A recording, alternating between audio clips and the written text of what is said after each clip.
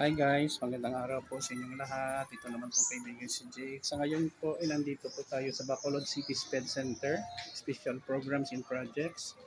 Dito po sa Bacolod kasi ang anak ko na lalaki si Jacob, 11 years old guys, ay meron autism spectrum disorder. No? Hindi siya nakakapagsalita, may learning disability po siya.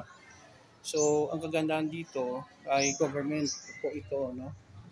Government school, walang babayaran at saka marami silang mga tinatawag na mga best practices. No?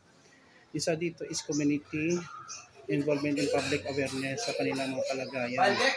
Sensory integration and behavior modification, tinuturuan nila mga special children with autism, learning disability to become a normal student. Differentiate instruction, matutunan ng mga bata, no? Mga instruction, mainstream inclusion, transition program bilang special to normal, sign language class for parents, cultural involvement, sports involvement, individual education program. So, kung nandito kayo sa Bacolod at saka may bata kayong special na may disorder, enroll kayo dito sa Bacolod City SPED Center. Wala pong babayaran kasi government school po ito. Yun lang po guys. Pag-support na lang po ang kanilang mga program dito.